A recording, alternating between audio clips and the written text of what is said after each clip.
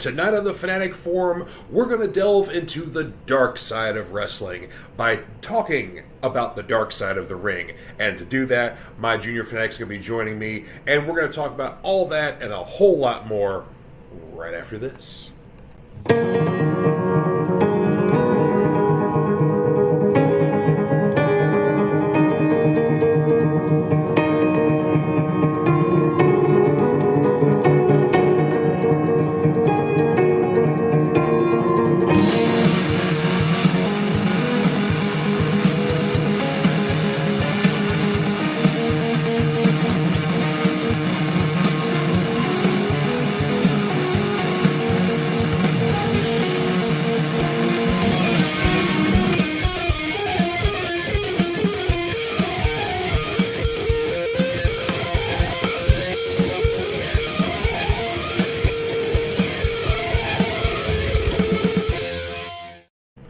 Hey everybody, happy Friday and welcome to the Fanatic Forum. I'm your Prime Fanatic and host George Buehler. Hope everybody's having a wonderful week out there.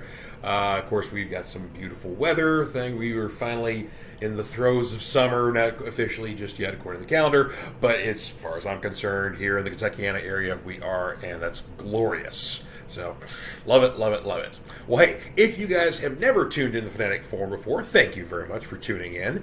This show is all about geek passions here. Namely, for me, it's all about comic books, movies, TV, pro wrestling, video games, you name it. We talk about all sorts of stuff on here. And then, of course, I want to know what your passions are. What do you guys geek out over?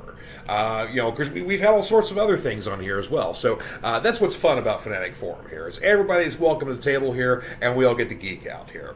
And, of course, I love having guests on here. Got a lot of my friends, some of my other podcasting friends from the Back of the Cereal Box Network, all that good stuff. But one of my true and dearest here, my Junior Fanatic, my brother from another mother, Seth Moore. Welcome, sir. Hello, glad to be back again. Always a pleasure. Oh, yeah, good to have you on, brother, here. We got comments already. Hey, Cartoon Commotion, good to see ya. Hey, what's up? How you doing? We are good. Yes, we are. Yeah. Sorry, I got distracted by dog tail in the background. Oh, that's okay. I'm in the prime location of my three fur babies litter box. So, they've had dinner about an hour and a half ago, so you know. Yeah. One thing you need to mention too is that if you're a first time viewer, then there will be some animals showing up more than likely at some point. Yeah. On occasion, lately Carol Ann's right there in the tower, so she's watching me broadcast. So, but sometimes she definitely likes showing up and appearing on camera. But some of the other girls, she's your producer. She is, yeah. Yeah, she is. Oh, and Cartoon Commotion also says, hiya, Seth. So, hello, Cartoon Commotion. Yeah, Cartoon Commotion is one of our newest friends on the Back of the Cereal Box Network. And obviously, Cartoon Commotion talks all about old school cartoons. And the cool thing is the host is a cartoon. Oh. So, yeah. So, got to join Cade Hawkins on that fun show. He's got a show coming up, let's see here, June, I think. June 8th, I believe, is the next show. Correct me if I'm wrong on there, Cade. Anyway, but he's going to be talking about Top Cat, classic Hanna-Barbera show. So I'm going to be joining him in the month of August to talk about G.I. Joe. He's going to be on the Fanatic Forum, I believe, in July. And we're going to talk about, whatever we want to, because we're going to talk about a whole bunch of cartoons. So, nice. Yeah. Oh, you would be the dude to talk about G.I. Joe with. Well, I am a member of the Steel Brigade still. I mean, I haven't. I think I'm on resumes, which is a little weird, but. Well, they ask for special skills. Like, I'm a member of the Steel Brigade of G.I. Joe, so it's like, and the Kiss Army. Eagle Warriors. Not the Eagle Warriors. No. And I'm also a member of the Kiss Army as well. And Cartoon Commotion asks, you have a pig too? No, I do not have a pig. That's one thing. Well, and see, not only does Cartoon Commotion have a pet pig, but a pet pig that plays the banjo, and quite well, by the way. Oh. Yeah, see, like I said, like in the show, like or in the like, show, in the... like Okay, Jiggy, okay. like Jiggy will come in and make some comments that are usually the oink oink variety, because after all, she is just a pig, but a Right. pig that plays the banjo. So I yeah. mean, that which is still impressive. Yeah. Yeah. Okay. Let's see. Cade is correcting me here. So June 17th is Cartoon Promotions Top Cat episode. Let's see. June 24th. Both. Okay. I guess he's both upcoming shows. They're both 8 p.m. And June 24th, he's talking about the Tick cartoon. Oh my gosh, I love the Tick. Yes. That's one of the, like, I bought bootlegs of that show on DVD just to continue to keep watching it. Oh, Yeah. so many of the jokes like that I still recite as a 40-year-old man come from the Tick, and no one gets them. Like I just like little wooden boy jokes. Like yeah. They're just. I would love it, if somehow like I don't know. It's like there've been 2 live action attempts at the Tick, and both are never ever as good as the cartoon, just because they just don't go into the goofiness of the of it as much. Well, just like the first episode of the Tick, when like the heroes are all like assembling to go to the dam, and like the idea men are blowing it up, and then you've got like stuff like Bipolar Bear, maybe I don't feel like getting out of bed this month, or the Human Bullet or whatever his name is with Fire Me Boy. No, Human Bullet, yeah, Fire Me Boy. Yeah, it's just so brilliant. And then like there's that part of me as a child that is a comic book like fan, not understanding what they were parodying to a certain extent, but then still like enjoying it. And it was the Tick always will have a soft spot for me. Yes. Oh, and Dave Mattingly chiming in, saying, "Don't you dare shame Patrick Warburton. He's my boy." I wouldn't. Patrick Warburton was probably one of the best things about the '90s Tick live action series. Yeah. There were many other rights issues, so characters were misnamed, and it didn't last very long. But Patrick Warburton's performance was still good as the Tick. And that live action show actually was not bad either. I honestly can't say much for the Amazon show because I didn't watch it, but like I watched the first couple episodes. I really tried, but it's joyless. That's the easiest way to describe it. It's just joyless. Yeah, and the '90s one reminded me of like it was Seinfeld with superheroes. It felt like. Yeah, and it was not, but like that wasn't necessarily complimentary all the time. Like Patrick Warburton still is probably the best. Like Nestor Carbonell, I loved him as Batman. Yeah, right. But yeah, which still it's so frustrating too that he had to change the name of that character for Batman because Deflator Mouse is even more funny because it's a Batman joke. So my favorite thing with Deflator Mouse though, I don't know if you ever got to play the Super Nintendo or the Genesis Tick beat 'em up game. I think I did. Yeah, that game was like super, super hard, but it was based off the comics and the shows, right? But occasionally you'd have other heroes that would come in and help you for a while, like American Made would come and beat people up, or like somebody else. Deflator Mouse would just stand there with his cape like hung over and looking cool, wouldn't throw a punch, and the first time he got hit, he was gone. It was the best meta joke for a video game. I've got the Sega Master System and Genesis stuff on my Raspberry Pi, so maybe I've never looked for it because I didn't know it existed. But maybe the Tick game might be on there because check that out because it's a solid beat 'em up. I think it's only like one player, but I enjoyed it. Yeah, let's see here. Cartoon Commotion saying a Human Bullet is fantastic. Yes. Also commenting, Cartoon Commotion, Patrick Warburton is a legend, but Townsend Coleman was phenomenally instrumental in defining his personality. Oh yeah. Yeah, absolutely. That's the voice. You know how Kevin Conroy is like that voice you hear when you read Batman? Yeah. Townsend Coleman is the voice you hear when you read the Tick. Like there's no getting around it. Like Spoon. Yeah. Just bounce off that flagpole and flip to safety. Perfect. Yeah. Yeah, it's like his voice, like Duke Nukem's voice. Like that's another like iconic one that like you can't just mimic. Right. Yeah. Exactly. Yeah. I know. Let's see. Cartoon Motion saying that he loved the comics. Deflator Mouse was almost the same in the comics. Yeah. The Deflator Mouse was the exact same from comics and in the cartoon, but for whatever reason, for the first live action adaptation, they didn't have the rights to call Deflator Mouse, so they had to name him Batmanuel, and American Made was renamed Liberty Lady or something like that, or yeah, Lady Liberty or something. Yeah. Yeah. Something along those lines. But though the episode where Lady Liberty and the Superman analog hooked up and he died in the middle of the hookup was brilliant. Yes. Yeah. Especially awesome. with the heat vision searing the ceiling.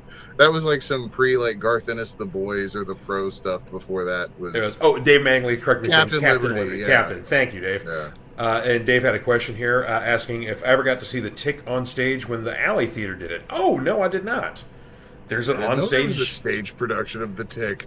Well, see, the Alley Theater was a small kind of indie theater that, and they would do like all the cool productions. Like they did the Evil Dead musical, and the 1 minute Star Wars kind of stuff like that. And so yeah, I had no idea there's a Tick stage show. Oh, that's awesome. Okay, yeah, I think that okay, yeah, I gotta find out more about this. Yeah. Let's see. Talking more about we've entirely changed the subject to the Tick, and that's fine by me. Some of the great Tick comic gags were the Viewmaster, the Ninja Hedge. Yes, the Ninja Hedge. The Ninja Hedge. Oh, I loved the ninjas. I also loved in the comics that that the leader of the ninja clan was a terrible ninja, but he had good business sense. Yes. So then he started Ninja World. Ninja World, yeah.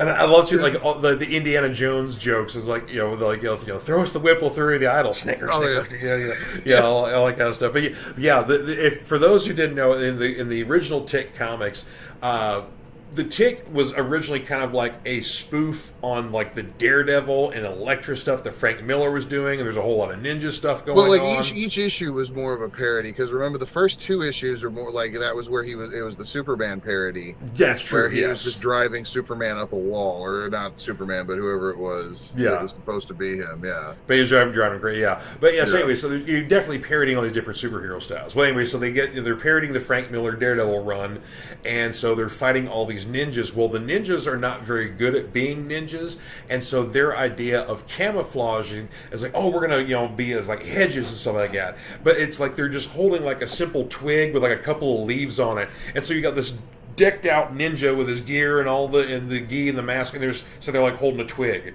Or the guy that's got like the two sticks tied to his head, like he looks like they're antlers. Antlers, yeah. and sometimes they'll all stand together in groups. So like, oh, we're a hedge. We're all a bit. Yeah. Yeah. Basically, my recommendation, of course, the original black and whites are kind of hard to find, but it's easy to find are the Chroma Tick trade paperbacks, where it's the original 6 issues in color. Go after you're done watching the Fanatic Forum, go and get that.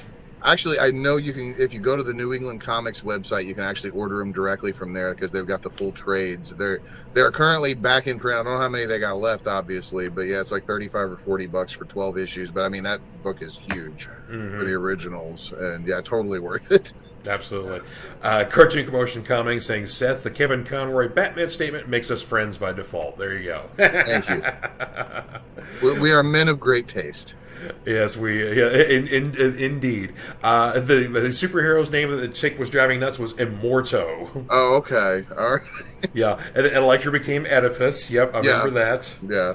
Yeah, and Clark Oppenheimer and his hypnotic tie. The hypnotic tie, yeah. Cartoon Commotion says, Pez. I collect Pez because of the Tick comic. He woke up in the night randomly and ran out for Pez and wound up meeting a Dick Tracy parody who was perceivably insane. Yes. Oh. See, there was Man-Eating Cow. Yes, Man-Eating Cow. Oh, I love Paul the Samurai. So, and so like the samurai code is basically every time you would unsheath your sword, if it doesn't draw blood, then it must before you put it back in the hibbard and the hilt. And Paul was always quick to react, but basically was always like it was like, oh my god, we're being attacked. It's like kids playing or something like that. And so he would always have like all these bandages all over his hands because he'd just like nick his finger or something like that to draw a little bit of blood so he could put the sheath back in. Yeah. Sort of like it. And then when he had to go in undercover somewhere, and so he would put his sword disguised like this giant loaf of French bread. So he's carrying a loaf of French bread that's the size of a samurai sword, but he's just carrying it around like normal. No one says anything because. And then at various points in the story, he's actually using it with the hunks of bread still attached to it. Yeah. He immediately starts wielding it. Oh yeah, it's so good. Dave Mattingly says his favorite line from the Tick comic is when Brachiating Man says that they could stop crime altogether. The Tick says he doesn't want to stop crime; he just wants to fight it.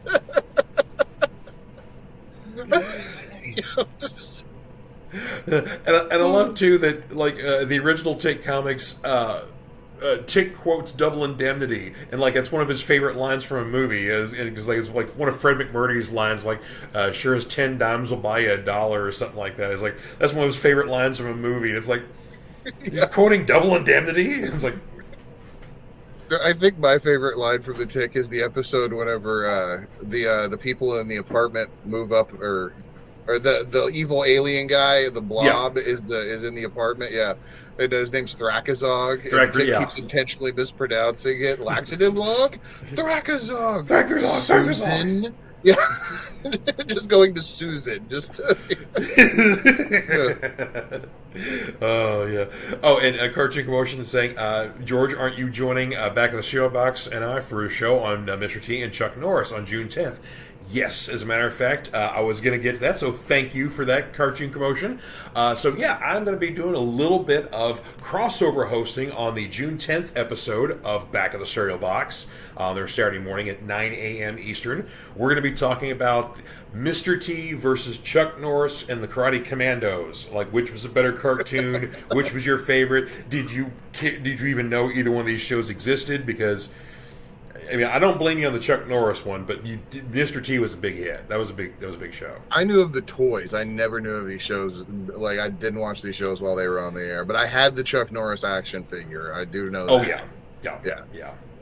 I also had the Rambo and RoboCop figures, which were really weird for children. Did you ever see the Rambo cartoon? Oh yes, I love it. Yeah, where Rambo was hanging out with kids. Yeah.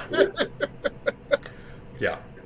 Which is we had two Conan cartoons in the 90s. You had Conan the Adventurer and then Conan the Young Warrior. So Conan the Adventurer was that was the awesome one. Because that was basically I remember Conan the Adventurer. Yeah, he had Conan. It was Conan and a couple of adult sidekicks, and they would adapt classic Robert E. Howard stories, all that good stuff. And then Conan the Young Warriors was Conan hanging out with a bunch of kids. That was that was kind of weird. Yeah, Conan don't do that. Yeah, Conan doesn't hang out with the children too much, unless they're thieves for him or something like that. So Dave Manley go back to our Tick conversation. Thrakazog, Brox of Frogs. Yeah. And Dave Manley also chiming in and says, "I pity the fool that don't know Chuck Norris jokes." Yeah. Yeah. And Cartoon Commotion saying helping with the plug. Thank you. There we go. So the June 10th is also Wonderfest in Louisville. The special effects. Dang. And yes. I forgot about Wonderfest. I used to love going there. Yeah, that Wonderfest is how I met George Romero. Yeah. So, God, I tell you what, I love telling that story because what we had heard was George no one cares about me, no one cares about movies, and the people, the organizers of the fest, no, you have an audience. Trust me. And then, George got there and saw there was a line wrapped around the building of the hotel, waiting to get in, and it was like that all weekend long.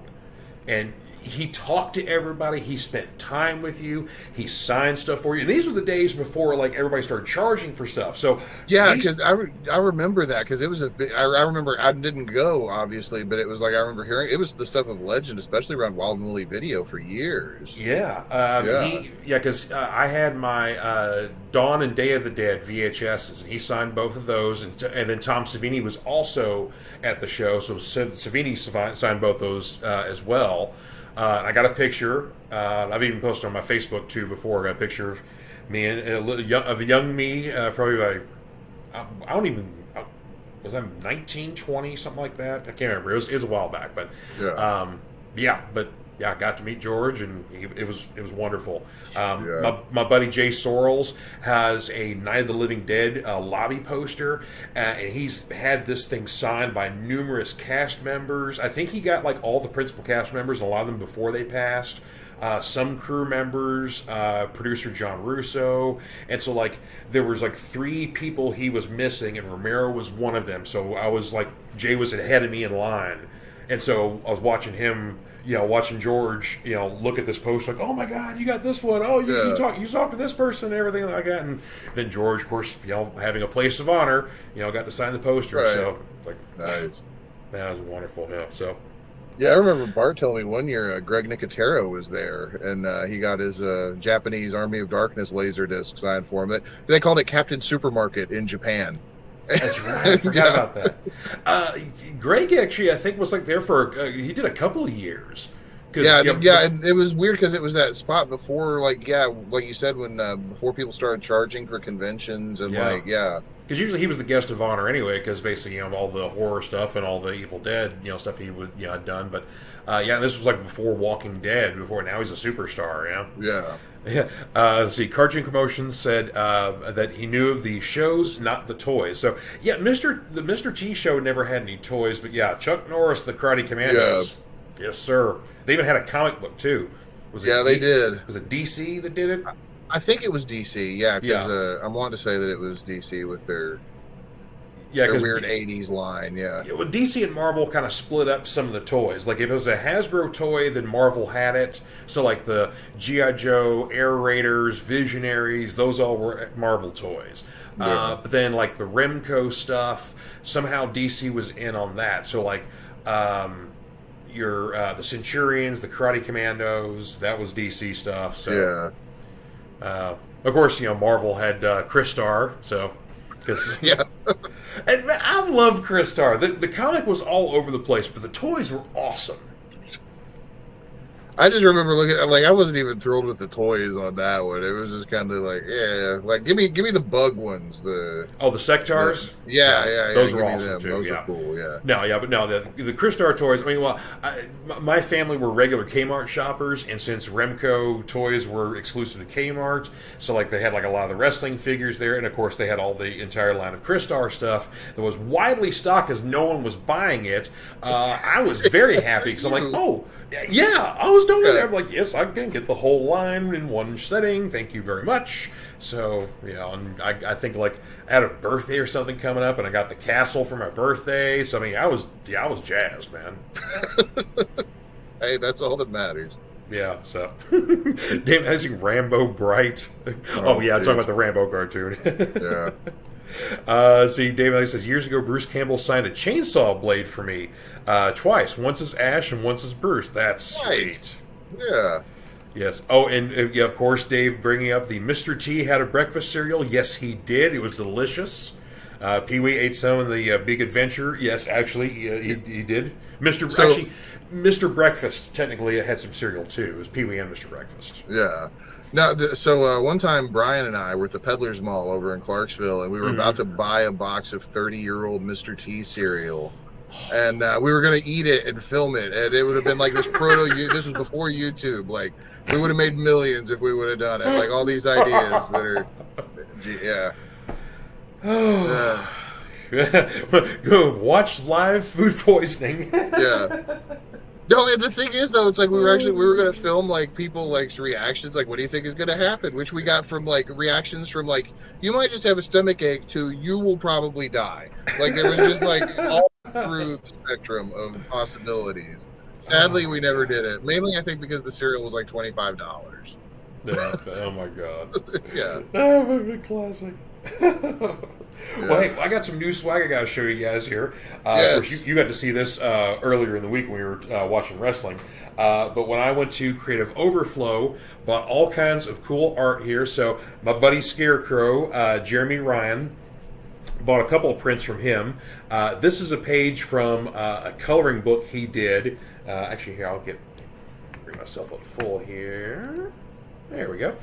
This is a page that he did from a coloring book when his first grandson was born. And so it's like classic Marvel and DC and all kinds of different characters as babies. And then this is basically a baby Galactus who's throwing away his baby bottle and is drinking out of the earth like it's a Capri Sun here. So just, the World Eater never looked more cute.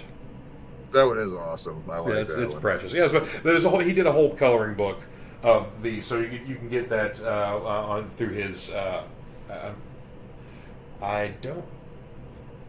Jeremy's going to kill me for this one. I don't remember what his website is, unless it's Scarecrow. But anyway, Scarecrow, SKAREKRO. So that's how you can look him up.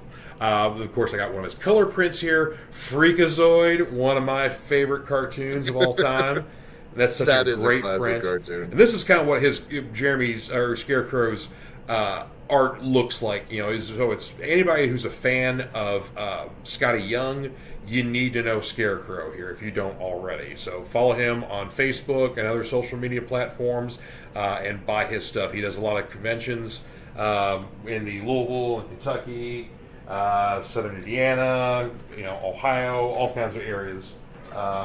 So very talented guy, great guy. Talk to him, buy stuff. Let's see here. Also, another artist that was there, Carl Wilson, got this awesome Gene Simmons print, and it's a painting style kind of drawing that he did. I forget, it was kind of like soft pencils or something he said he was using. This looks like it's a photo, but God, it's gorgeous.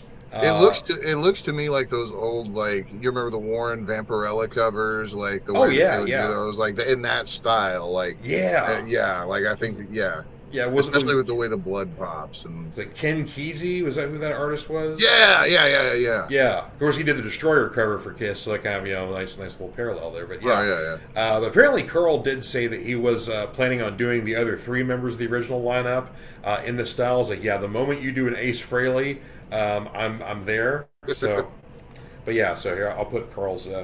So Carl Wilson art. Check him out there.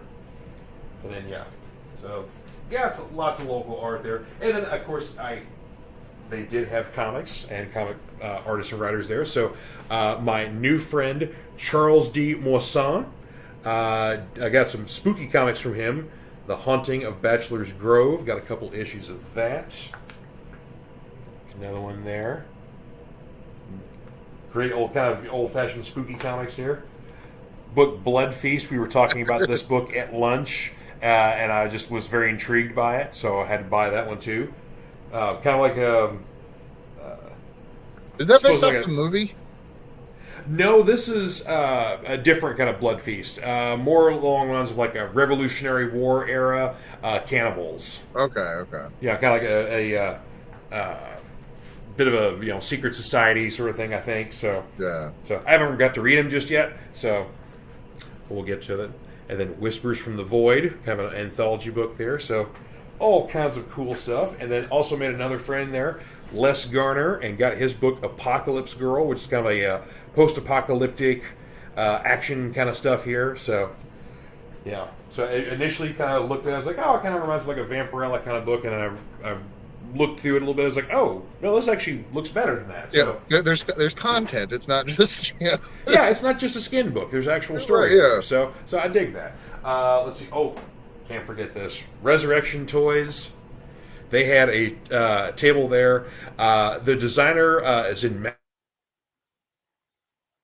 and so he's got different friends that will sell his stuff out at conventions and whatnot. But he does these these hybrid kind of toys. So this is a Predacong. So it's a hybrid of a King Kong and a Predator monster. So see, you got the double blades there. But this is a variant that's called Smooch, because he kind of looks like a certain rock star we were just talking about earlier. But they can't legally call him that, so there you go. But, so I've also got a toy review I've got coming up. I'm going to be doing about one of their other toys, which is a hybrid of a Xenomorph from Aliens, like one of the big alien things there, and a Godzilla. That's terrifying. But, yeah, so just... The Xenomorph Godzilla is just, there's no good that can come of that. No, absolutely not here. Dave Manley says a Predacon with kiss makeup. Yeah, so that's from Resurrection Toys, so you can find them at resurrectiontoys.com. They also do, they have videos on YouTube as well, some trailer videos, some awesome stop motion animation commercials for their stuff. But yeah, it's an independent artist. He's doing this stuff himself. So yeah, it's really cool. So I look forward to getting to know those folks more. So, anywho, yeah, so bring you back up here for a second. Yeah, so, Creative Overflow was a lot of fun. Made some new friends. Saw some friends I already had. That was great. So, it was good. That Lord of the Rings Durin door that I got from Argent Engraving. Yeah, it was great. It was a wood sculpture. It was like a wood engraving laser sculpture that I've now got it hanging up in the stairwell, so I'd show you guys. But yeah, but basically the secret door of Durin when and the Fellowship of the Rings, they're trying to get into the Mines of Moria, and so they have to wait for the moonlight to hit the wall, and then basically they couldn't remember the spell, how to open it, and all they had to basically do was say the Elvish word for friend. So, but And I felt like a really giant dork or a giant dork whenever you showed it to me, and I'm like, oh, that's Elvish, and I could just I couldn't read it, but I could recognize specifically what it was, and I was like, I could have done so many better things with this knowledge in my head, but I couldn't identify Elvish on sight. So well, see, but that's why we're friends. We've been friends for many, many, many years. So that's why. Very true. And Dave Manley says Dave also was at the show, so it's cool to get to hang out with Dave Manley for a little bit. Oh, nice. It said he was really tempted for the Moria door. So yes. Yeah, I definitely. There was Argent Engraving had a lot of cool stuff. There was a Blues Brothers Wanted poster that was engraved on like a wooden plank, sort of thing like that. So it had this like very kind of rustic, Old West kind of look to it. Yeah. I was torn. It was like the Mines of, it was like the Moria, the Durin door, or So I was like, I went Lord of the Rings as opposed to Blues Brothers, but it was a tough call. But they had like some cool Star Wars stuff there too. I mean, they had some like engraving on glass as well. But yeah, there was just all kinds of great stuff. Yeah. Yeah. So like I said, I look forward to the next Creative Overflow. My buddy Bill Hood hopefully will put that on there as well. So. Oh yes, and Dave Manley did pick up one piece I saw that I wanted to get, and he ended up getting it himself there. So he got a Korg panorama. Basically, this one lady who was there made some really great kind of found art sort of stuff, and so she made these great little panorama, little like mini dioramas, and of like it would have like a certain scene or like a heroic background or something like that, and then there would be a superhero action figure that would be appropriate to whatever the background was, and so there was a great kind of like propaganda poster from Thor. Ragnarok of Korg, like he was trying to like recruit, we want you for the revolution, sort of thing like that. Yeah. And there was like a Korg action figure that was kind of like stuck in the diorama. It looked great, and I almost wanted to get it for myself, so I get it for Michelle, and Dave Manley picked it up. So there you go. I couldn't buy everything there, so that's the only bad part about conventions sometimes. Yeah, there was a lot of cool stuff there. So there's a lot of resin workers. There was some like little plushy different things, like somebody did like little food stuff. There was different dice holders, like they had like dragon eggs or like little magic mushrooms. You could hold like an entire set of D&D dice in there, and so it was much nicer than using a Crown Royal bag, Which that seems to be a universal dice bag. Before they finally started coming out with like really nice looking dice bags you could order or go to shops and get. Well, now those basically the stand all. It's like everybody just get a Crown Royal bag from your dad or your grandpa or whatever else who ever drank it, and free dice bag. Oh, well, I do have a couple new comics to share, and then we've got to talk wrestling here because we've talked half an hour about other geek stuff, and that's that's what we always do. Hey, Rampage doesn't start till 10 o'clock tonight, so we got time to kill. Right, yeah, that is true. Well, here's some new stuff here from Marvel. First off, the second issue of the new Alien has come out, and this is such a fun book here. This is basically the second volume of Alien. Philip Kennedy Johnson did the first volume, which was 12 issues long, that had a couple of annuals and some spin-offs here, but this is the new volume. And though if you have not read the first volume, this is kind of a nice standalone series. So basically, you've got people who are excavating an ice planet, looking for water and kind of the source of where all this ice stuff is coming from, and it just so happens there a habitation of alien xenomorphs are also there. And these people are not military in any way, shape, or form. I don't think any of them have any weapons. And,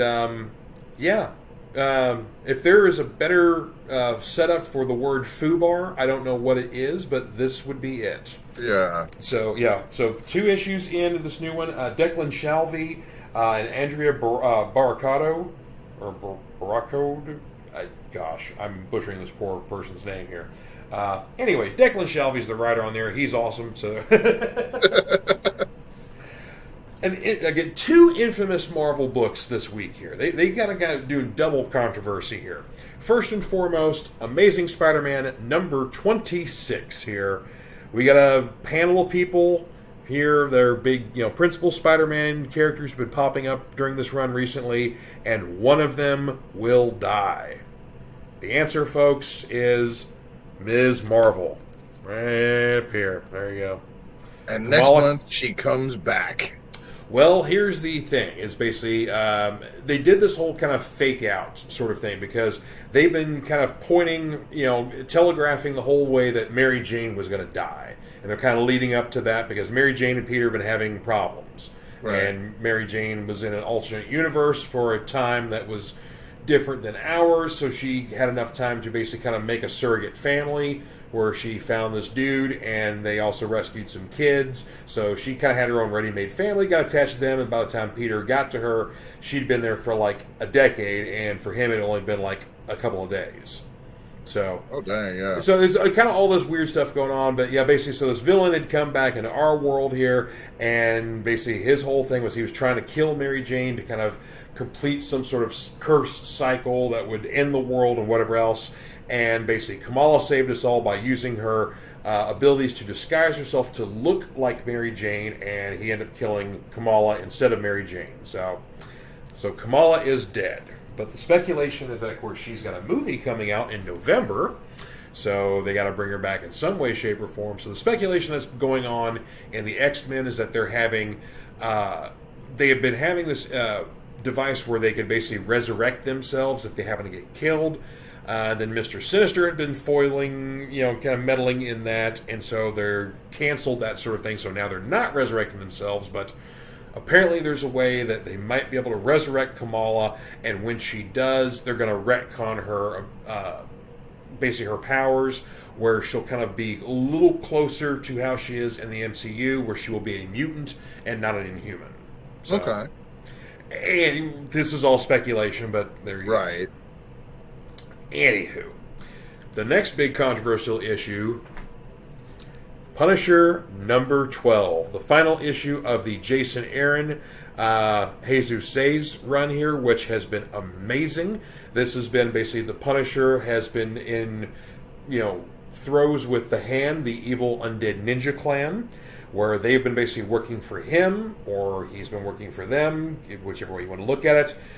So basically the Punisher is still on his war of crime, taking out bad guys left and right, but now he's got a clan of ninjas behind him, and perhaps they're trying to corrupt him, turn him into this Fist of the Beast, where he gains supernatural abilities, enhancing his own, war sense and strength, and because he doesn't have any superpowers himself, he's just really good at war and killing things, right. And you give him these supernatural abilities, and he gets even better at war and killing things. Anywho, this is the final issue of that series. What it does is it kind of basically finally puts the Punisher to rest, but perhaps maybe Frank has a new mission and a new outlook on things. But this does kind of possibly close the door on the Punisher if Marvel wants to.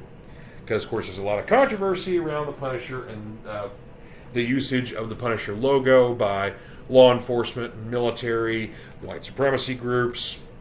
whatever else, and these are basically sometimes being used by people who aren't familiar with the character and just think it's a cool logo. Which, as somebody who really thought the shirts were cool and would wear them, and now I can't, yeah, exactly. So, so the Jason Aaron run changed the Punisher's skull a bit, but it fit the storyline. But this may also, like I said, put an end to the Punisher, but not necessarily Frank Castle. Maybe Frank's got something new going on. Cosmic Ghost Rider. Well, that's in the far, far future. So that's right. a possible far future. But that's when Frank goes completely insane, gets cosmic powers, becomes a Ghost Rider, and works for Thanos. Yeah. Different story entirely altogether. Dave Manley chiming in saying, the new sassy Mr. Sinister has been great. Yeah, I haven't been reading the X-Men comics as closely as I used to, but I've been kind of keeping up with some of the stuff. And yeah, Mr. Sinister is very sassy. But just the whole mere fact that he put elements of his DNA within the resurrection protocols for all the mutants, so now basically all the mutants have a part of Sinister DNA if they died and were resurrected during this protocol, which has been almost all of them, because basically they've been very carefree now. Like, oh, they just, it's kind of like you download your consciousness into this thing and you do constant updates, so you get the most recent version of yourself.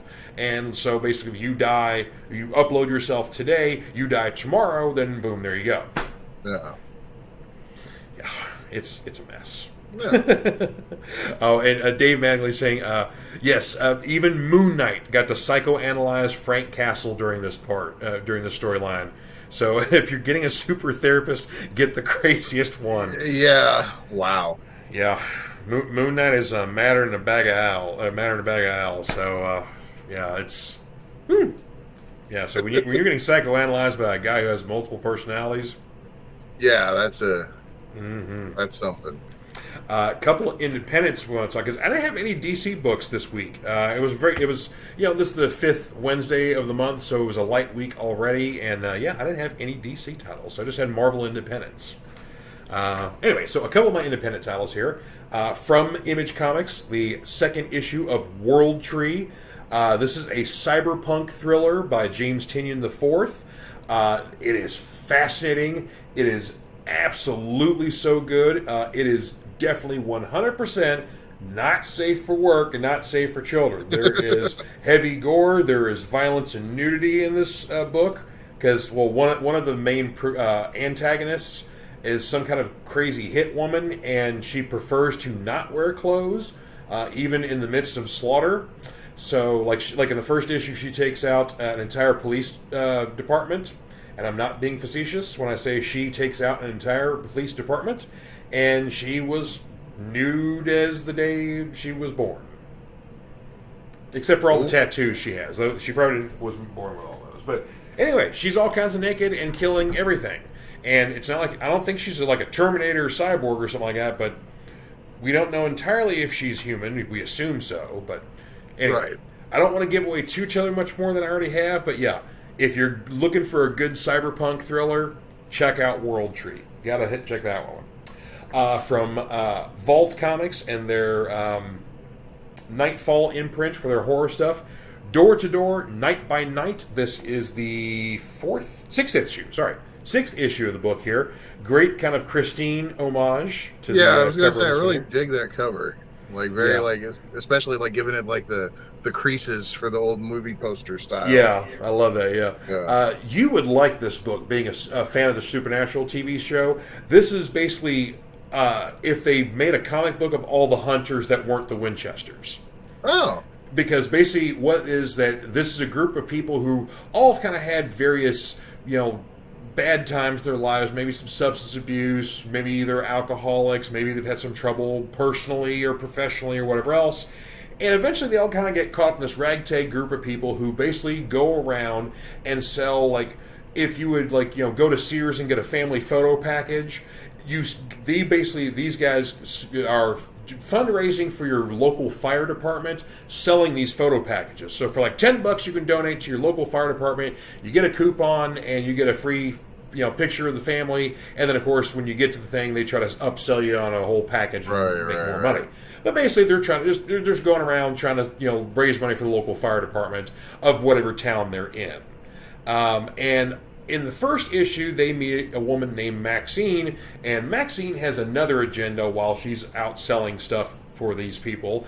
She's basically a hunter, so she goes out looking for ghosts, ghouls, goblins, zombies, vampires, whatever the case may be. And this inspires members of the rest of the group to kind of basically do the same. So now while they're out, selling their, photo packages for their local fire department, they're also looking for weird stuff. And so as they go from town to town, they basically try to right supernatural wrongs. And in this case, we've got a sinister hot rod named Fireball Sally. Yeah. Okay. All right. Yeah.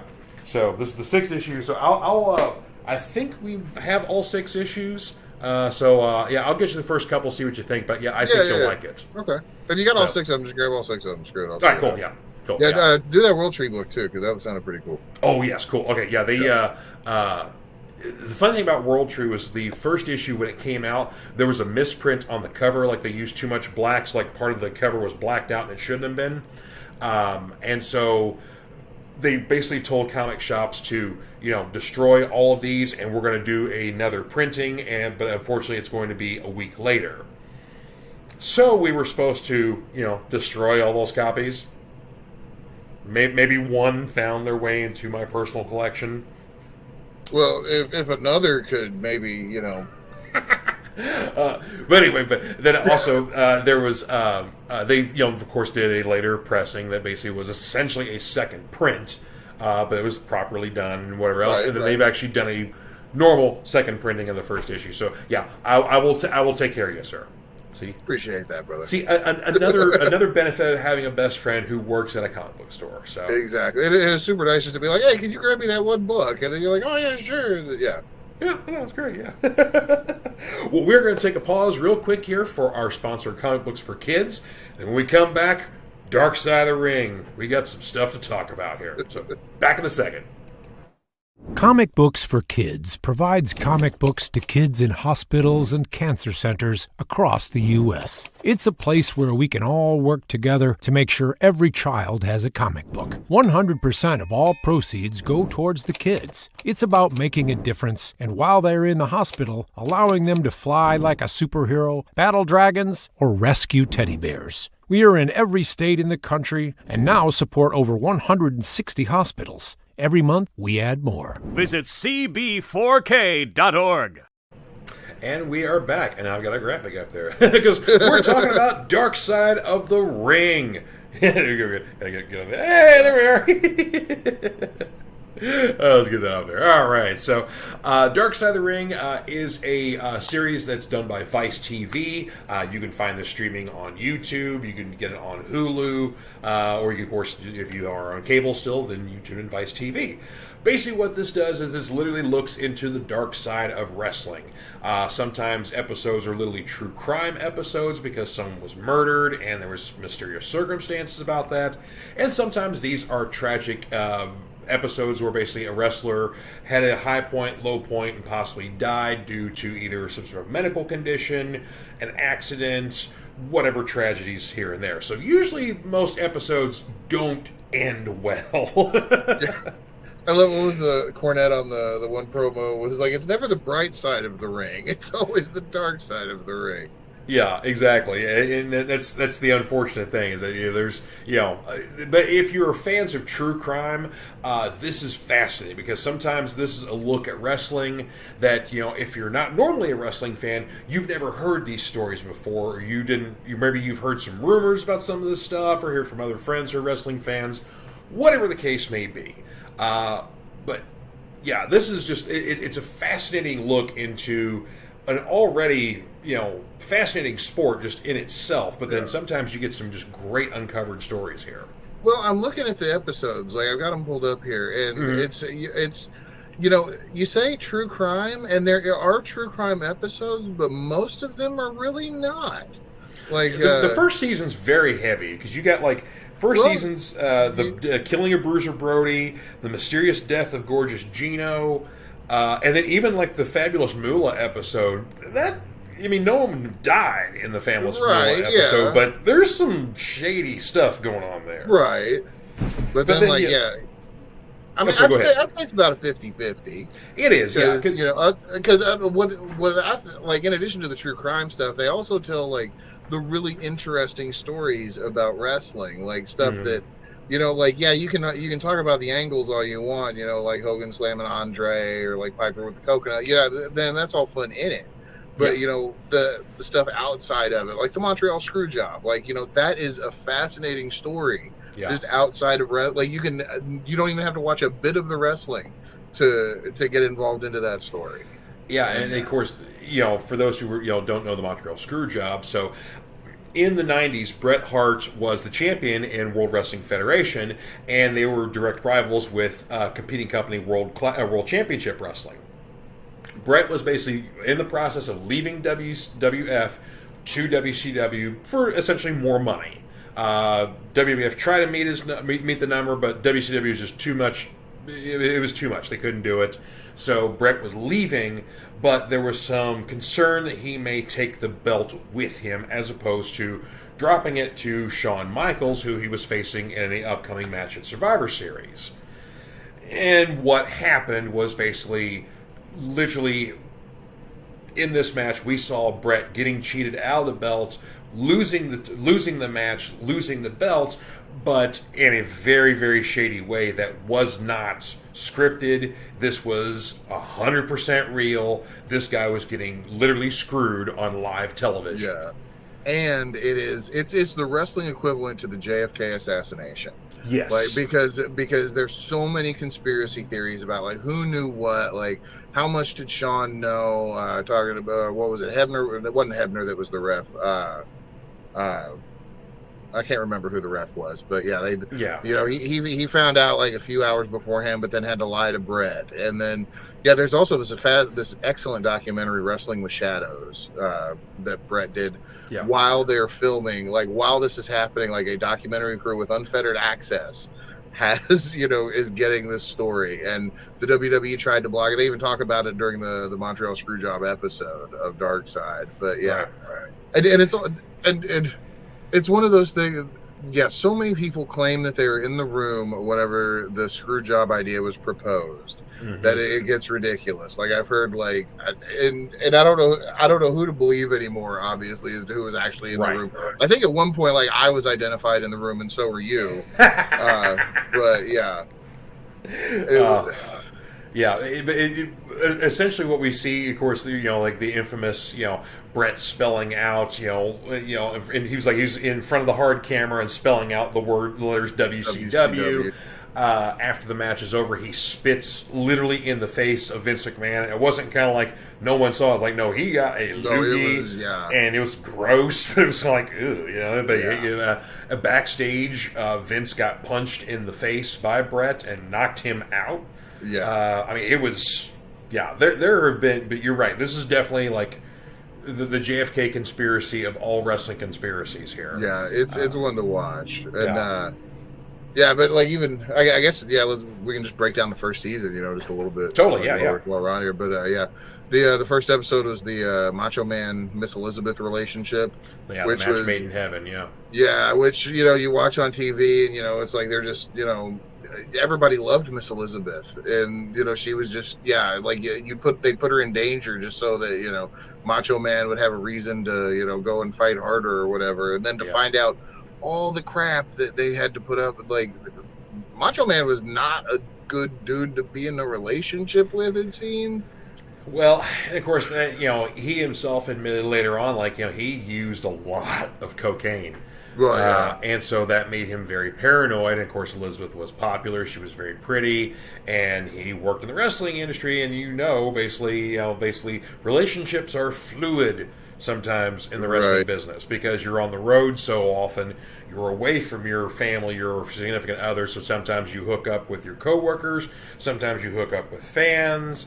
Whatever else. And so that's kind of what happened. So he was extremely paranoid of that stuff. So Elizabeth, you see like this, what on TV looked like literally the perfect wrestling couple, and it was an extremely toxic relationship behind the scenes.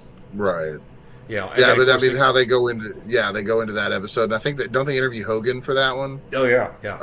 That's the other thing with Dark Side of the Ring too. They got a lot of names that were involved with a lot of this stuff that they talk about. Absolutely, that are in it. Now, one of my complaints though is that like a lot of times it is a very broad overview of some of the stories. I mean, obviously because it's a 42-minute television show, they're not going to be able to pack it as much as a podcast. But like people like you and me like live, sleep, eat, and breathe this stuff. So right. Yeah, we're going to be able to go. Well, actually, this was such a the little details that they gloss over, but. Well, it's interesting, too, because, like, if you watch the WWF's documentary about World Class Championship Wrestling, the Texas, territory where, like, the Von Erichs and the Freebirds and stuff came from, they briefly talk about the Gino Hernandez, his basically rise to fame, and he was kind of like a Ric Flair kind of character where he was very, had the fancy clothes and was the loud talking bad guy and I'm better than you and it kind of MJF sort of thing like that. Right. He also had a side gig of basically dealing cocaine, and he got high on his own supply and became extremely paranoid from cocaine usage, and basically a night of partying killed him. But there was conspiracy and thoughts for decades that he was murdered or was mafia influenced or whatever else, and like even his own mother, who's still alive, feared for her life for like 30 some odd years, and finally these producers give her the information straight from convicts, guys who knew Gino in his more unscrupulous efforts. Yeah. And they're like, no, he died partying and stuff like that. We loved him. Nothing wrong with him. There's nothing against the family. Please let them know this. Stuff like that. I mean, and it's like this poor woman not only lived in terror, lived in terror for 30 years, and she has other children and whatnot. Gino had other siblings. Even he had a daughter too. So it's like but yeah, it was just like this like.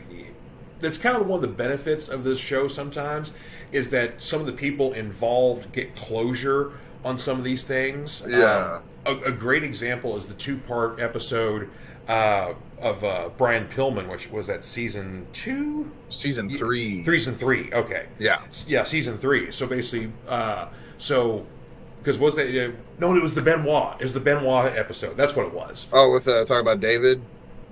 Yeah, so basically the Chris Benoit 2-parter that opens up season 2, of course, that's a tragic story there with Chris Benoit, his rise to fame, and then basically he ends up essentially murdering his son and wife, and one of his sons and wife, and then basically killing himself. And of course, you find out it was a lot of head trauma, there was some steroid use, and whatever. It was a mixture of all that kind of stuff that kind of caused this chain of events to happen. And the kicker was that it was there was a significant period of time, like from when like the crime, like he murdered his wife first, and then there was like time passed that, and then he murdered his son, like so, and like it was over the course of 3 days.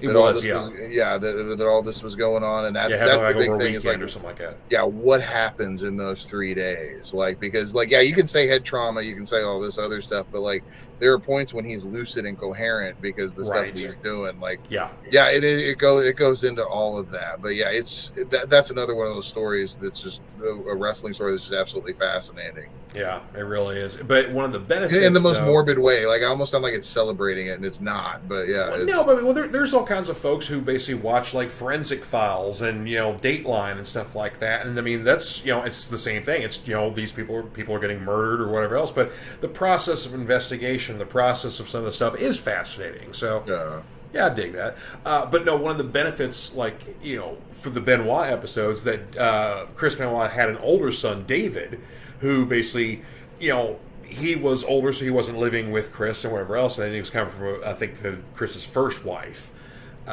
Sort of thing, and so he was separated. He wasn't involved in this whole scenario here, but he's been kind of separate from the rest of the family because the rest of the family is kind of like, let's forget everything that happened here, and so David kind of gets left in the dust, and so the producers and Chris Jericho, another wrestler who was involved in the show here, get David reunited with an aunt who they were very close at one point, and so they have this kind of wonderful moment where they get reunited. So Yeah.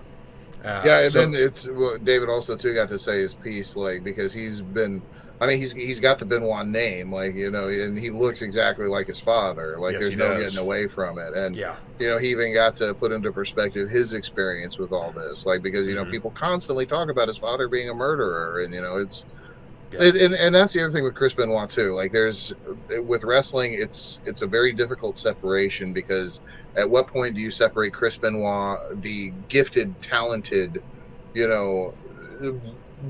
once generational talent wrestler, versus Chris Benoit, the family murderer, the child killer, the wife murderer, and it's this whole, like. They even talk about that in the episode too, but it's this, like, and a lot of wrestling fans still struggle with this too. Like, do you acknowledge Chris? Yeah, do you acknowledge Chris Benoit? Like, watching the old stuff, or do you ignore it? Like, and you're absolutely right, because I myself, was a Benoit fan. I got to meet the guy at one point at a meet and greet years ago, so had a conversation with him. Oddly enough, it's about him getting hit in the face with a chair.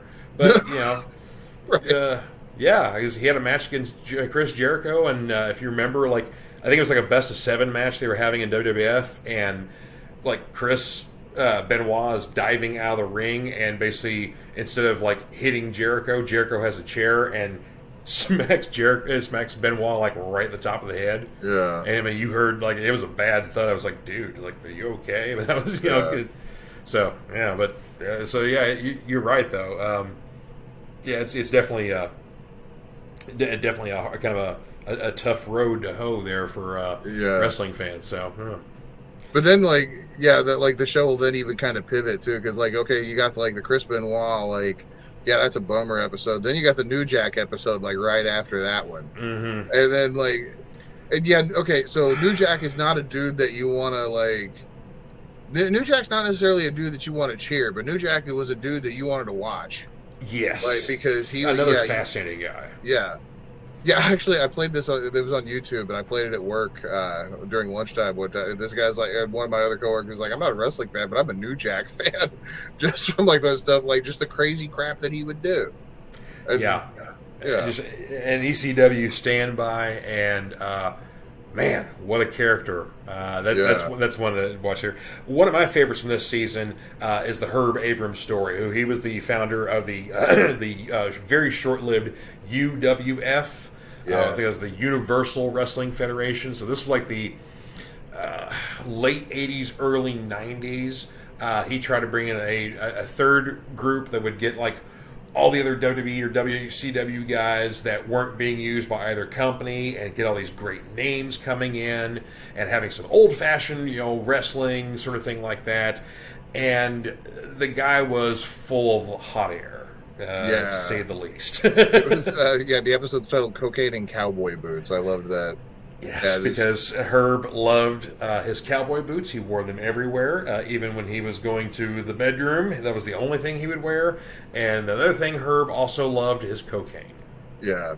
See, for some reason, like, watching that episode, I couldn't help but imagine Burt Reynolds in striptease, like, when he's just covered in the Vaseline. Like, that was just what made me think of. Every time I get dryer lint out, I'm always reminded of his fetish that he loved fresh dryer lint. Why is it that part of that movie is... Right. Yeah.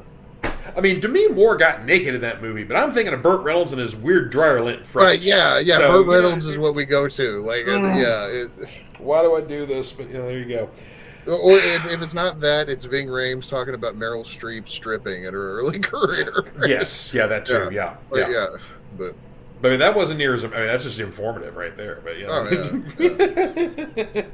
that was one episode... Oh, sorry. Oh, good. No, that was a great performance. Anyway, please go ahead. Yeah. No, one episode that we skipped with the first one, though, that I loved just because of the subject matter was the killing of Bruiser Brody. Yeah. And, that one was... Because that was the first time I got to hear Tony Atlas talk about it directly. Yeah. And, Tony Atlas was there when Brody died. And right.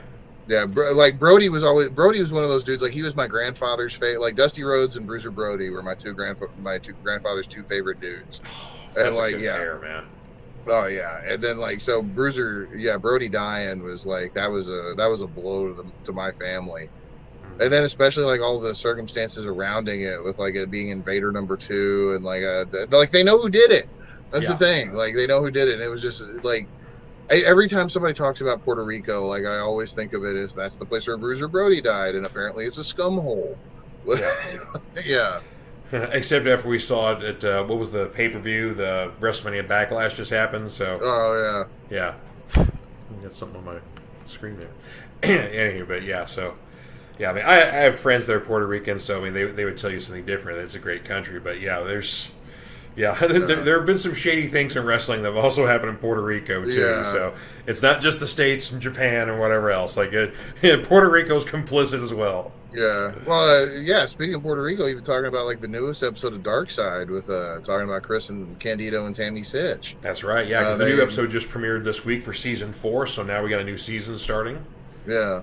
But I mean, I'm not trying to bag on Puerto Rico, but there's like this whole section where she's talking about getting hit with 9-volt batteries and like, But well, and the thing is too is that if you kind of look at some like how like wrestling in the States, I mean, it used to be the 70s, even going into a little bit of the 80s, there was not a lot of security. There was a lot more fan access.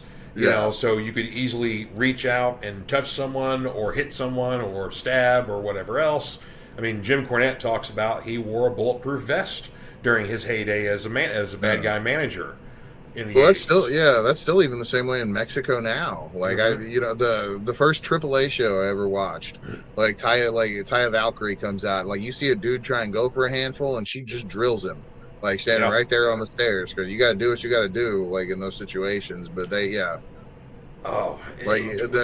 fans were a different breed in other parts. Like I think the fans are like interesting wherever you go. Like just the rowdy and rambunctious like Mexican ones versus like the Japanese ones who just sit there and they clap. Very reserved, yeah, super. And opposed to us who just do abrasive chants and like to swear. And then you go to Canada, and it's Bizarro World, where it's like they don't cheer for all the regular faces. They may cheer for some of the bad guys, or they cheer for who they like. But of course, if it's a Canadian wrestler, that's a hero's welcome. Right, anybody with the last name Hart, will be the babies are thrown in the air, fireworks are going off, all that kind of good stuff. But so it's a very Canada's a very interesting place too. Yeah, it's like we get all this. It's like we gave the world signs and chants and whatever else. So like other countries are starting to pick that up. Even like when they went to Saudi Arabia, like you could recently you could start to see people with signs and chanting and singing along with stuff. But then like Japan, they basically they started picking that up as well. But then, like Great Britain, they, basically, there's, football is such a big thing over there, and so people sing and do chants for football, and they've brought that into wrestling. So now we've got chants and singing for that, and the fans of the States are doing that now. So it's super cool. I just like how their stuff's just kind of gelling and like getting carried over into new things. And it is awesome. Let's see here. Got to talk about other favorites here. Oh, the Brawl for All episode in season 2. That's another favorite of mine. Yeah, I love that. But especially because you get to hear Vince Russo just admit straight out that he thought of the idea for the Brawl for All just to get Bradshaw to shut the hell up for a little bit. And this was another event in the 90s where WWF tried to do a little something different, and like, all right, we're going to have all of our wrestlers legitimately box each other. See who's really legitimately the tough guy. Yeah. And then like somebody like you had like somebody like, or they were talking about Steve Blackman was like legitimately training to break someone's ankle, and or like was it Blackman or who was the other? Well, Dr. Death Steve Williams was the main guy. Like they were supposed to be pushing. Yeah, he was the guy they wanted. Yeah, like they were. This was legitimately going to be a vehicle to push him because he was being brought into the company, and he was a AAA wrestling athlete. Oklahoma State. Big time guy there. He'd made a name for himself in WCW and in Japan. So this was his first big foray into the WWF. And this was going to be his vehicle to be in there, and basically it didn't work out that way. Yeah. What ended up happening was basically a guy who was, a mid-carder who was kind of, being pushed aside, he ends up winning the thing, and they didn't have a plan for him. And so what ends up happening is kind of shiesty, but again, just a fascinating story of basically a wrestling thing gone wrong. Yeah, and especially because wrestling being a work as it is, like, you're talking about bringing in an unscripted thing where people could legitimately get injured. I'm looking at like it was Steve Blackman. I'm looking at you had Mark Marrow, Bradshaw, Savio Vega, Draws, Hawk, Godfather was in there. Yeah, Bob Holly, Steve Williams, Dan Severn. Oh yeah, Dan Severn might have been the one that was actually legitimately traded to break an ankle. But he and Blackman, because Blackman was like judo and martial arts and whatever else, and Dan Severn was MMA and stuff like that. So, I mean, it was between those two guys and then Ken Shamrock, who wasn't involved in Brawl for All, but Ken Shamrock was also in the company as well. And you got some legit tough guys. Yeah, you have people that would really mess you up. Well, and like Godfather, like, of course he's been bouncer for many strip clubs, and he's owned strip clubs over the years. He also was an amateur boxer and Golden Gloves kind of stuff like that, so he could legitimately box. And people were afraid of getting matches with him because like he could, if you got connected with one of his punches, they'd been like you. You're going to see a lot of things. Stars, sailboats, Oh, wow. Okay, so Dan Severn won his fight against The Godfather, but with Drew saying he had nothing to prove, The Godfather was advanced to the next round. That's according to the Wikipedia results. But, But that's the kind of interesting thing, too, is that you also sometimes get, like the Montreal Screwjob, you get events in wrestling or famous stuff, and this was definitely an earlier time period, but the David Schultz and the Slap Heard Around the World episode's a good one too. Yeah, that one is a super good one. Because this was basically an infamous episode of 2020, the news magazine show, where was it John Stossel or John Stossel? Yeah. John Stossel was basically doing a piece where he was going around to a wrestling show and talking to the wrestlers. It basically was kind of an expose, like, is wrestling real? Is it fake? Or whatever else. And he makes the very unfortunate mistake of going up to David Schultz, who is a very tall, very large, strong wrestler. This was in the early 80s. This was a guy who was already in the WWF, and he was basically on his way to getting pushed as a major bad guy, probably even going into a program against Hulk Hogan, which basically would have put him in the major spotlight, and he would have been a household name, like a lot of Hogan's opponents were back in the day. Right. Unfortunately, he talked to Mr. Stossel and answered Stossel's question of, is wrestling real or fake? And basically, Dr. Schultz slaps John Stossel across the face in a very hard fashion, and then asks him, did that feel real? Yeah, you can look up the video on YouTube. It's amazing. Yep. You can see the whole thing. This happened. This is real. And what it did was basically John Stossel sued the company, sued Schultz, said he had ringing in his ears for days, and I mean he probably did. He knocked. Oh yeah, he got his bell rung. That's there's no doubt about that. He got clocked, but it was still funny. It was still funny, and especially then it comes out in the episode too that it's like maybe Dr. D was kind of set up a little bit, because Stossel was wanting to interview somebody, and wrestlers ain't exactly cool with outsiders calling their business fake, and but it takes a special kind of guy to do something about it, Yeah. So Dr. D got set up. Maybe John Stossel also got set up too.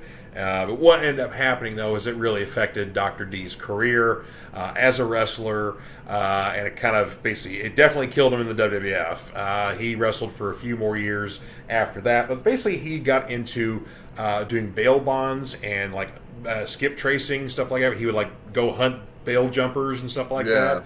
And so he's like a real dog the bounty hunter kind of guy. And my buddy John Cosper wrote a biography book on Dr. D. That is fascinating.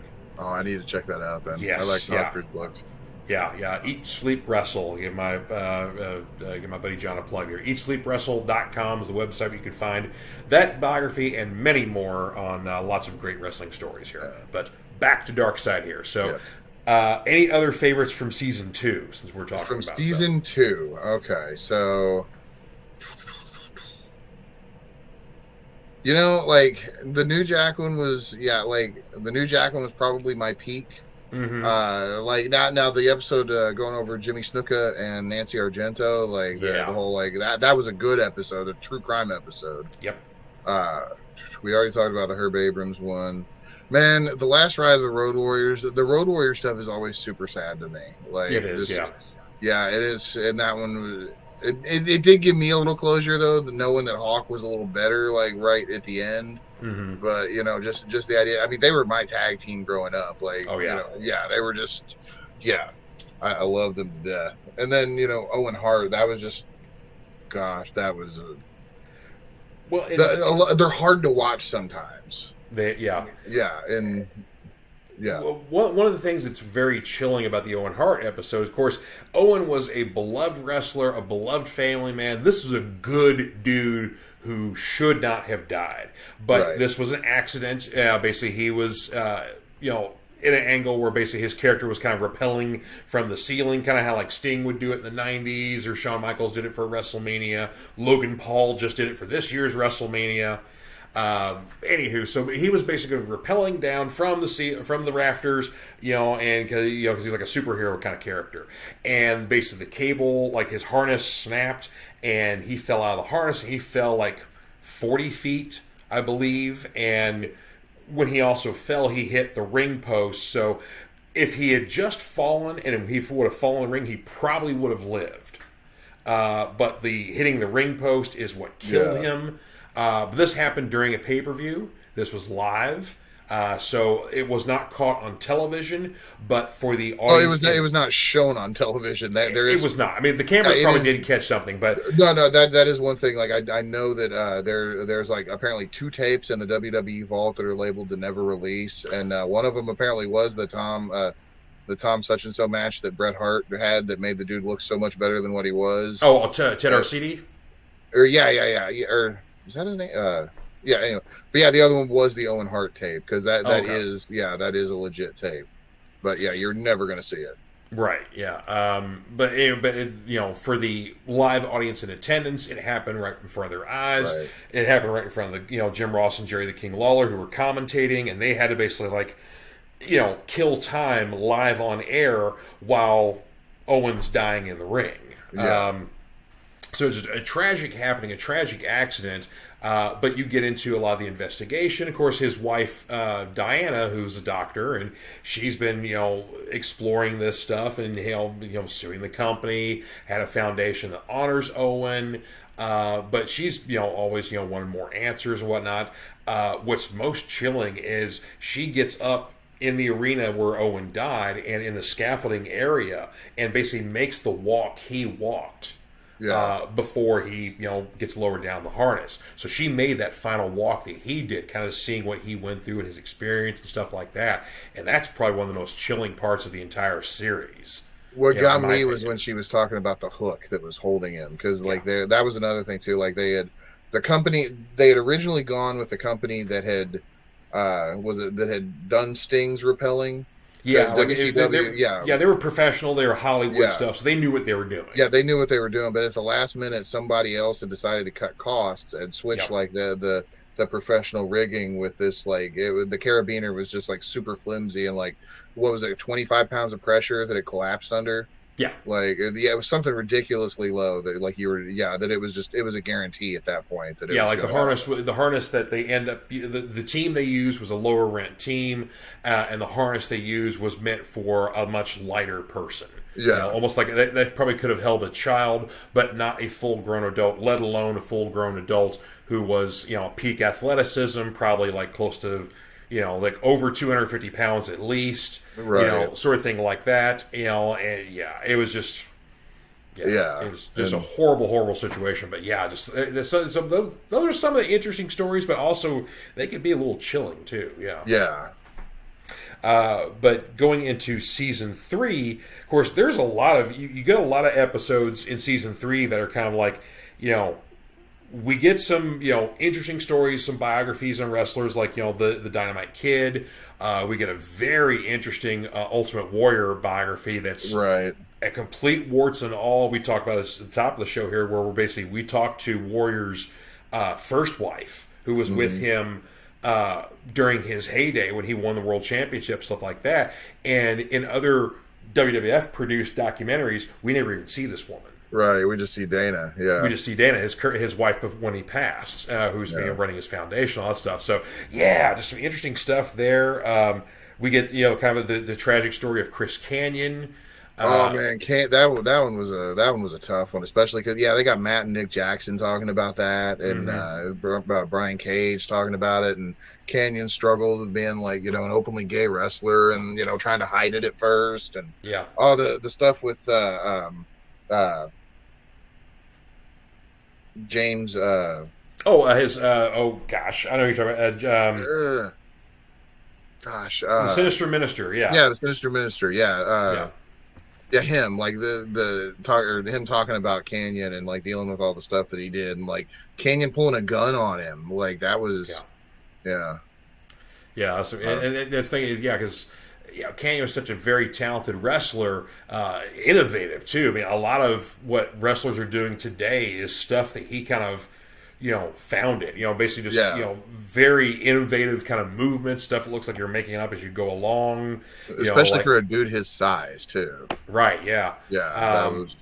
But his biggest struggle, basically, he was a closeted homosexual, and thought that basically he would be not welcomed within and that turned out not to be the case, but unfortunately he never really got a chance to find that out.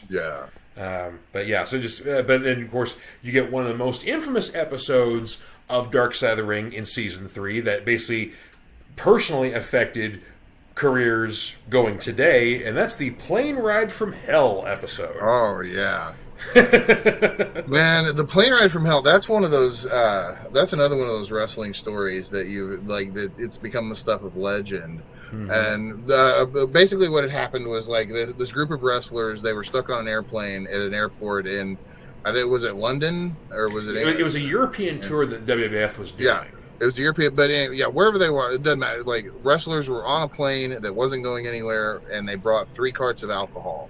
And the wrestlers were just drunk. And I mean, there's so many stories of Ric Flair got in super big trouble because the flight attendant basically Me Too'd him on Dark Side of the Ring. Tommy Dreamer almost canceled himself just from his reaction to that, which I may get some heat on this one, but I think that was a little disingenuous on that to go so hard against Dreamer, because Dreamer's not understanding that there's a woman who is blatantly accusing, Ric Flair of sexual misconduct as it's being edited. They made Dreamer look a lot worse than what he was.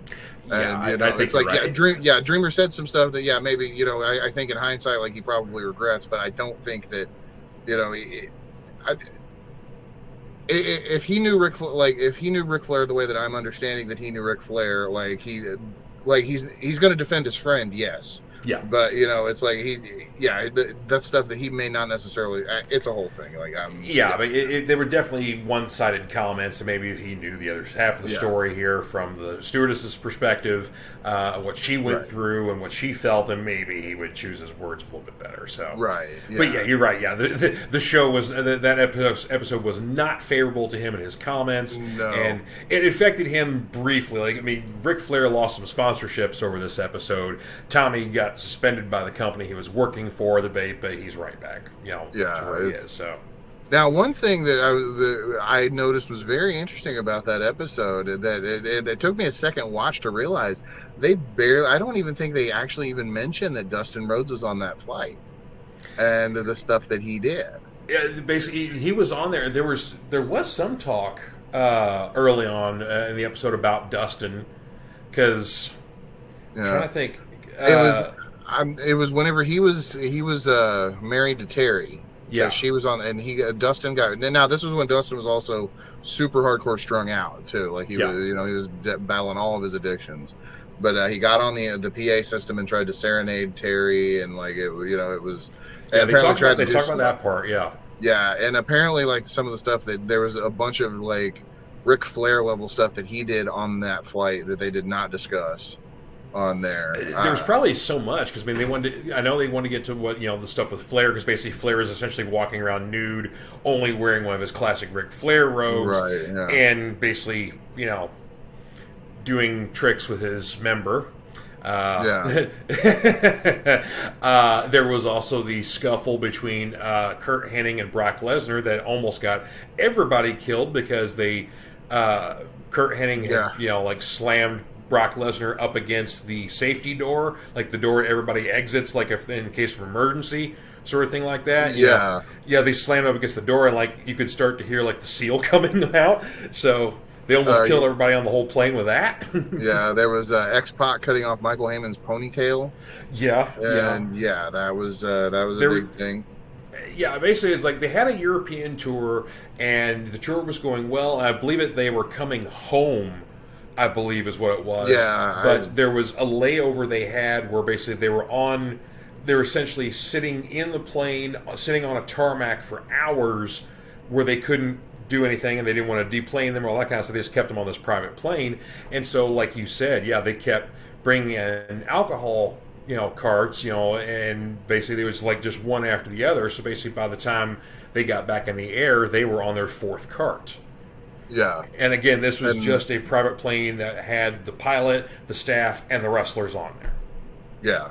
So, and now one thing I think is interesting, too, is that after that episode airs, Sean Waltman, X-Pac, I believe it was, tweeted about, people keep talking about the plane ride from hell. He remembers plane rides from hell because, there's more than one flight that this happened on, which kind of makes sense because, if you're really trying to put, if you're trying to do that, reconstruction of what it is, sometimes Vince is on this plane, sometimes he's not. And, and it makes sense that there's multiple instances that are just kind of getting conglomerated into one. I kind of believe that conspiracy theory a little bit. Well, there was a separate flight I seem to remember that was discussed as well. Not in this episode, but there was another flight that had been discussed where Kurt Angle got in a wrestling match with Vince McMahon. Vince, had challenged him, and so they're getting into a Greco-Roman wrestling match or whatever else. And I think it was either they woke up the Undertaker and that cheesed him off, and so he broke it up angrily, or it started getting heated, and it took Undertaker to break it up. But all I know is that basically Kurt Angle and Vince McMahon wrestling match, Undertaker breaking it up. If I remember correctly, it was also Kurt Angle was where he was obviously the Olympic wrestler. Vince McMahon was drunk and decided that he was going to try, he would spring out of corners and try and tackle him, or blindside him or whatever. Kato and the Pink Panther. Yeah. So it's I can imagine that pissing Kurt Angle off to a certain extent. Well, it was a common thing when Kurt was in WWF, when they would do, before the shows, they were kind of working out in the ring or, getting their, the show set up and stuff like that. It was extremely common for the other wrestlers to challenge Kurt Angle to a Olympic-style, NCAA-style wrestling match, and it was always the test of, how long can you last against Kurt? And usually the answer was seconds because, again, this man won a gold medal with a broken neck in the Olympics and is a lauded wrestler even outside of the WWF, and other companies he's been with. This man is a legit wrestler here, so people would try to challenge him and lose in a very quick fashion. So that was always kind of the fun thing to do. So it was so it wasn't uncommon for people to challenge Kurt Angle, but it was extremely uncommon for your drunk boss to challenge you by surprise attack. Right. Yeah.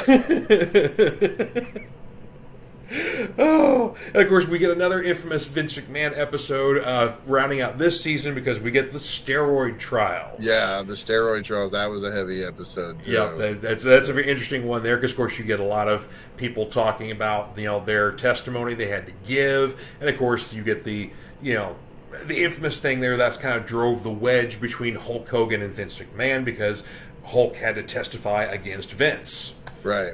And so that was a big deal there. Now, my absolute favorite episode, though, is in this season, and it's an event episode.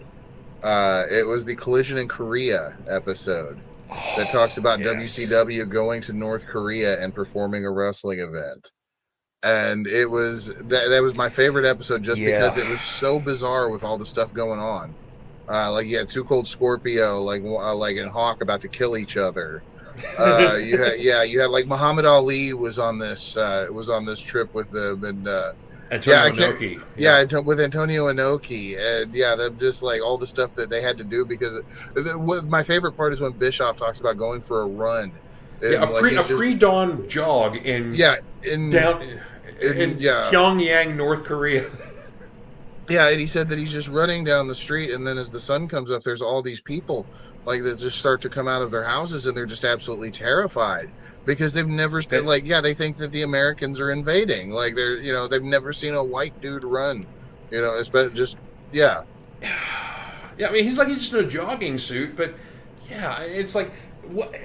I can see, I just want to go for a run. It's like, what were you thinking? You're already in a hostile foreign country, and you're not being treated well anyway, but you still think the next morning you're going to get up and go for a jog? Right. Unsupervised? Yeah.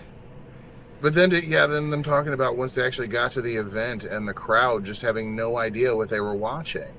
And until it got to the Flair and Inoki match. And, then they finally got, the wrestling started to click with them. And I can't remember who said it, but somebody was like, this is probably the first time in these people's lives that they were entertained.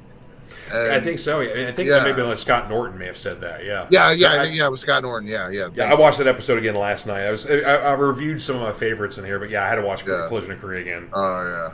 But this is also this gets to be a violent season because you got the Nick Gage episode is in here. Oh yeah, that was a good one. The Blood and Wire, the Onita FMW. So, I mean, that's a hardcore Japanese federation. And then you get the Rob Black XPW episode, too, which basically mixed hardcore wrestling and hardcore pornography. Yeah. That was an interesting promotion. A very short-lived promotion. Yeah. Could not get a TV deal for obvious reasons. No, but they're still infamous to this day. I know, that's the thing. It was you basically had a federation that was made by a guy that was a porn producer, and he had a lot of porn stars that were valets or whatnot. And none of them wrestled, but you could see some of your favorite porn stars of the day in this wrestling promotion, right? Just being present, like they were just there. And okay, yeah. Gosh, what else? The Johnny Canine episode. The Johnny Canine. Yeah, that was. I remember watching him in Smoky Mountain whenever he first showed up, and then realized that he was actually a real criminal. Yeah. I was like, oh, okay. Yeah, basically a wrestler who had the gimmick that he's a bad tough guy, and he's a biker, and whatever else, and that was not a gimmick. Yeah, he actually was. Yeah. He wasn't a Hell's Angel, but he basically was that kind of biker criminal kind of guy. Yeah, he had real connections. Yeah. Yes. Yeah.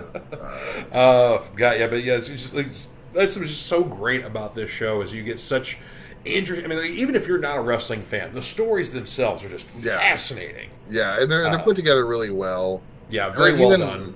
Yeah, even coming up, I'm looking at the season 4 episodes. There's some. Yeah, I'm gonna watch every single one of them because we already watched Chris and Tammy, and then you got Magnum. Yeah, Magnum TA is coming next. The Graham family, Eddie and Mike. Yeah, that one's going to be a tough one too because that one's a very tragic ending. Yeah, because the Graham family basically was out of Florida wrestling, and you had basically people who were kind of innovators, a whole family that really just took over an entire state. Right. Started, kind of just bringing wrestling to the forefront. Because in the early territory days, the 70s, even going into the 80s, Florida was not. No one cared about Florida. Yeah. It was a swamp. No one cared about going to Florida or selling tickets in Florida until the Graham family. Right, exactly. And they made Florida. And now Florida is known very well as a wrestling state. And I mean, WWE's developmental NXT is in Florida. Yeah. You have many. Technically, AEW's headquarters is in Florida. Yeah. So Florida is a very prominent wrestling state now. But, 20, 30 years ago, it was not. Right. But yeah, that's what the Graham family did. So yeah, their story is very interesting, very tragic, much like the Von Erich story. A lot of premature death, a lot of suicide, a lot of mental health issues and substance abuse issues. So yeah, just some heavy stuff. Like I said, these aren't fun things, but like I say, if you're normally a true crime fan and you kind of like that heavy material anyway, here, this is definitely something worth checking out here. So, man, we have gone a bit here, sir. Yes, we have. Yeah, I'm probably going to have to jump off here in a minute because my dogs is wanting out. Yes, I imagine they are. We're going to wrap up here shortly. Dave Mattingly did have a couple of things for some weekend events to let us know here. We've got, aside from Wonderfest, also there's the Family Fun Fest and Kid-Owned Business Expo, Makers Market at First Build. It's got things going on there. Whodunit Murder Mystery Theater, The Case of the Reluctant Mummy, and The Marvelous Wonderettes. So all that's going on. Of course, movie theaters. Across the Spider-Verse Part 1 opens up. I've heard great things. Wait, this is a Part 1?